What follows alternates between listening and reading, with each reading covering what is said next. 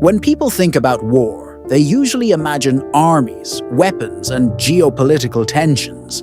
Yet far less attention is given to another victim that has no voice in the conflict: the planet itself.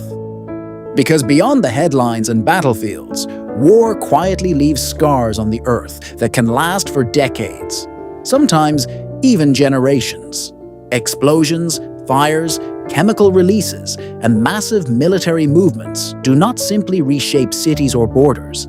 They reshape ecosystems, contaminate soil, poison air, and disrupt natural systems that took centuries to form. One of the clearest examples happened during the Gulf War in 1991, when retreating Iraqi forces set fire to more than 600 oil wells in Kuwait, creating one of the largest environmental disasters in modern history, as enormous columns of black smoke rose into the atmosphere for months, darkening skies and releasing millions of tons of soot and toxic chemicals into the air.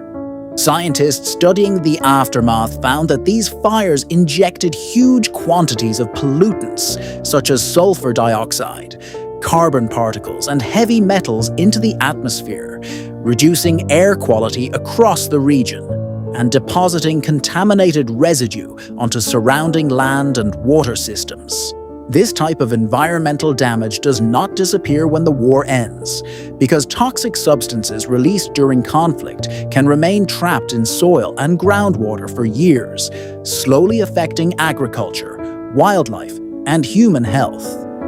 Another often overlooked consequence of war is the destruction of ecosystems, since military operations frequently take place in environments that are biologically fragile, where heavy vehicles crush vegetation, explosions alter soil composition, and infrastructure destruction disrupts water systems that sustain both wildlife and nearby communities. In regions where forests burn or landscapes are repeatedly bombarded, habitats disappear and animal populations are forced to migrate or collapse entirely, creating ripple effects throughout the local food chain. Air pollution also becomes a significant issue during large conflicts, especially when oil facilities, industrial sites, or fuel depots are destroyed, because these fires release thick plumes of smoke containing fine particulate matter that can travel hundreds or even thousands of kilometers through the atmosphere. Environmental scientists have observed that large-scale fires during war resemble industrial disasters in their atmospheric impact, sometimes releasing enough soot and carbon particles to influence regional climate conditions. This possibility becomes even more serious when scientists consider the theoretical scenario known as nuclear winter, a concept studied by climate researchers who found that massive fires triggered by nuclear explosions could inject vast amounts of soot into the upper atmosphere, blocking sunlight and potentially lowering global temperatures.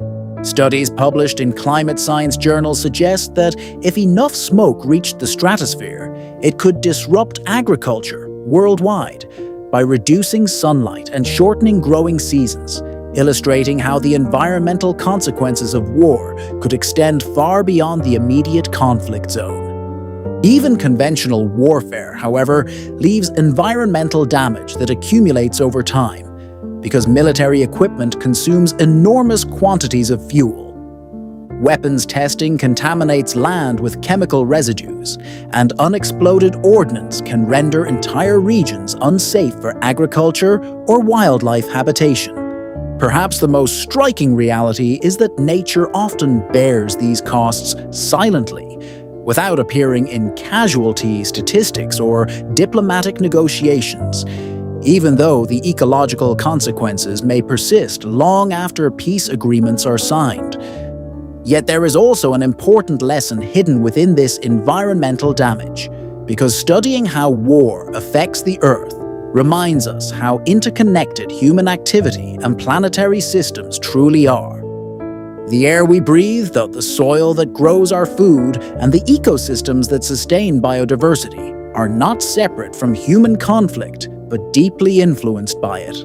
So, when we think about war, it may be worth asking a different question than the ones that dominate headlines, because beyond strategies and borders lies another reality that is rarely discussed. Not just who wins or loses a conflict, but what the planet itself loses in the process. And the answer, as environmental science continues to reveal, is often far greater than we realize. What do you think is the most overlooked environmental consequence of war? Share your thoughts in the comments, because the conversation about protecting our planet should include everyone. If this changed how you see the environmental cost of war, leave a like and share your thoughts in the comments. And subscribe if you want more science explaining how human actions shape our planet.